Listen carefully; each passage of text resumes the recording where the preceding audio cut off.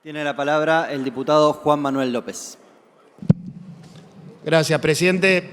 Voy a tratar de ser breve y no calificar demasiado. La verdad que no sé qué número de vez es desde el gobierno de La Libertad Avanza que estamos discutiendo el tema jubilados, sesiones especiales, mejor dicho, sesiones en minoría, sesiones que finalmente dieron la media sanción, veto, insistencia del veto y ahora de vuelta este año con un tema remanido que no se atendió. Y no es que esta oposición o un pedazo de la oposición o la coalición cívica no buscó consensos también con el Poder Ejecutivo. Intentamos durante la Ley Bases, porque la Ley Bases traía en su versión original la derogación de la fórmula y una delegación legislativa para que el Poder Ejecutivo pudiera actualizar las prestaciones de la manera que quisiera. Después hubo una nueva versión donde ponían IPC de todos los años, o sea, inflación de todos los meses, mejor dicho, que es como quedó en el DNU, que finalmente estableció este tipo de fórmula, porque efectivamente la fórmula de Alberto Fernández, Cristina Kirchner y Sergio Massa había sido un desastre para las prestaciones. En esa oportunidad, la verdad que tanto aquí como en todos los lugares posibles, hablamos con el Poder Ejecutivo para que la fórmula que quedara vigente hiciera dos cosas: fuera compatible con el plan de estabilización de la inflación que efectivamente había que hacer en la Argentina, y que le tocó hacerlo a este gobierno, y que bastante bien el plan de estabilización de la inflación le fue saliendo, pero al mismo tiempo recompusiera un poco las jubilaciones, que fue donde se hizo el ajuste más grosero, donde no pasó la motosierra por la casta, sino por una licuación espantosa de los saberes de los jubilados. La historia es conocida, sale el DNU, se recompone un poco, se reconoce parte de la inflación de enero, cuando tal vez tendría que haberse reconocido incluso la inflación de diciembre del 23, pero como no somos del club del déficit fiscal, como les gusta decir a algunos diputados, buscamos una solución intermedia. Lo que pasa es que no nos pudimos poner de acuerdo porque creo que faltó voluntad para ponerse de acuerdo por parte del Poder Ejecutivo. Entonces, nada, seguimos insistiendo con esa agenda y por eso estamos acá hoy de vuelta sentados, probablemente no con la mejor propuesta del mundo, pero sí con una propuesta que creo que es válida, que como dijo el diputado Mazzot, tiene fuentes de financiamiento y no es que uno le quiera marcar la cancha al gobierno. Como lo dijimos tantas otras veces, no quiere que la crueldad se apodere del programa de estabilización económica. Es cierto que hay que racionalizar el gasto, es cierto que hay que ser prudentes y es cierto que hay que salir de una inflación de décadas, pero no se puede hacer de cualquier manera, nada más ni nada menos que eso. Y frente a la imposibilidad de diálogo, nos sentamos acá y vamos a volver a votar una media sanción que probablemente sea ley y que probablemente el presidente la vete y que veremos si se insiste o no.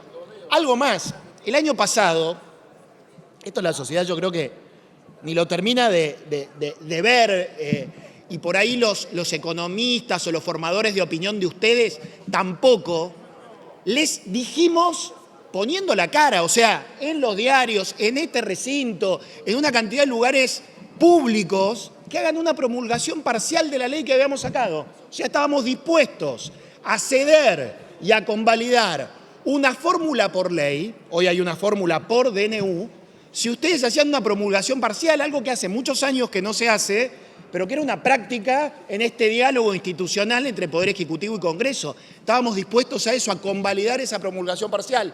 Hoy tenemos el peor de los mundos, una fórmula hecha por decreto de necesidad y urgencia que puede ser cuestionada judicialmente o que puede ser el decreto por mayoría simple volteado en cada una de las cámaras o al menos en una, que se entienda que eso ya es la caída del decreto de necesidad y urgencia y no tenemos nada.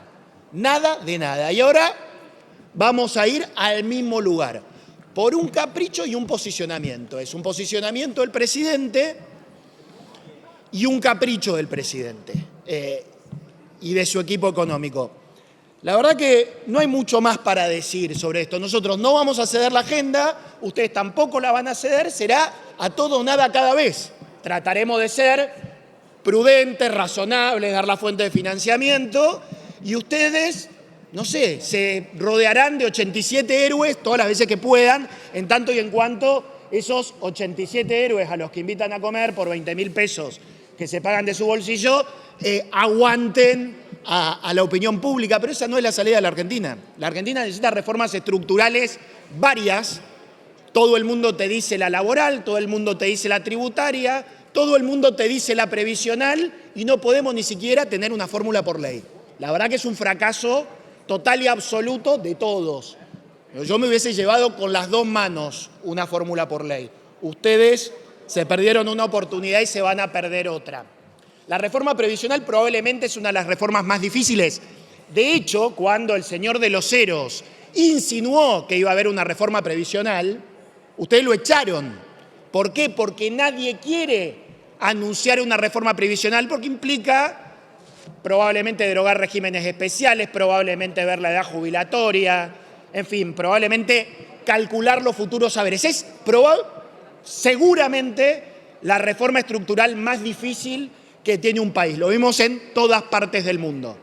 Ahora, insisto, siempre hay voluntad de diálogo en otros espacios y el ajuste no puede ser porque las personas más grandes son las que menos votan a La Libertad Avanza o al presidente Milei, porque nunca van a comulgar con su grosería, con su violencia, con su desprecio, a los que ustedes ajusten y digan, total, a nosotros nos votan los jóvenes, nosotros tenemos votos en otros lados. Así hacen la cuenta, así es, ni más ni menos, es una cuenta de electorados, pero en el medio hay personas con sensibilidades. Voy a ir al tema de la moratoria, porque está unificado el tratamiento. Nosotros tenemos un dictamen de minoría, que es un proyecto de la diputada Borrego, que buscó una solución equitativa y sostenible para las personas que se quedan afuera de la posibilidad de jubilarse y que acceden solamente a la prestación universal a la vejez, a la PUAM, que votamos desde nuestro bloque en el año 2016. Los ingresos universales para la niñez y para la vejez son una propuesta de nuestro partido desde siempre, porque creemos que son las poblaciones más vulnerables, más sensibles, a que el Estado tiene el deber de cuidar, a la que hay que asignarle financiamiento directo con impuestos, que incluso las provincias deberían aportar porque esa masa debería correrse de la coparticipación y todos deberíamos aportar, el Estado nacional y los estados provinciales, a sostener esas dos prestaciones universales que van a hacer que nuestro país cubra mínimamente la vida de los más vulnerables durante cualquier proceso de la historia, que después podemos pensar que otro sistema podemos tener, solidario, más uno de capitalización, para el que quiera poder hacer su ahorro. Pero hablando de qué lado estar del déficit fiscal o no estar del déficit fiscal, yo les quiero recordar dos cosas a la gente de La Libertad Avanza, que no estaba en política en esa época. La primera moratoria fue del año 2005, por un decreto de necesidad y urgencia del presidente Néstor Kirchner, que se convalidó en este Congreso y que nosotros la verdad no convalidamos, no fuimos de los que incorporamos intempestivamente millones de jubilados al sistema previsional sin decir de dónde iba a salir la plata. Siempre estuvimos de acuerdo en una prestación universal, el ingreso ciudadano a la niñez, una propuesta de la exdiputada Carrió y de la exdiputada Elisa Carca, del año, ya ni me acuerdo, 96.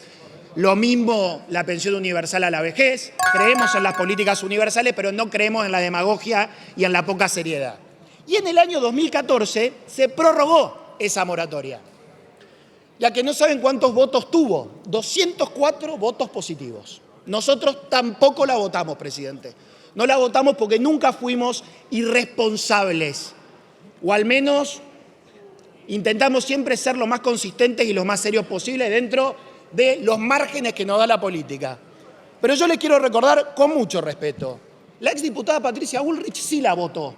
Era una degenerada fiscal de aquel entonces, del 2014. La votó sentadita, lo más tranquila.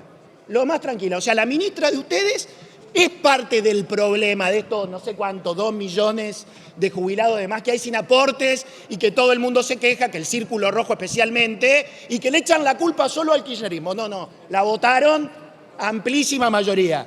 El amigo Fede Pinedo, funcionario de este gobierno, también votó esa moratoria. Estaba del lado de los degenerados, no lo creo. El ministro Sturzenegger no la votó a favor, se fue, estuvo ausente, está bien, fue consistente, pero no dijo nada de eso. No dijo nada y es un ministro que hoy desregula, que ve el problema. Entonces seamos mucho más serios cuando nos acusamos de qué lado, de qué club estamos. El problema del déficit fiscal argentino fue el problema de la demagogia de todos, fue el problema de la falta de seriedad de muchos. Fue un problema del que ahora no se hace cargo nadie y que todo el mundo, porque está de moda, discute, se tira y no piensa una solución. Insisto, busquemos en algún momento empezar a tratar la reforma previsional con seriedad, pensando en el largo plazo, pensando en la sostenibilidad, porque todos vamos a ser viejos, porque cada vez nacen menos personas y porque nuestra vida se va a prolongar bastante en un sistema laboral que cambió para siempre. Así que muchas gracias, presidente.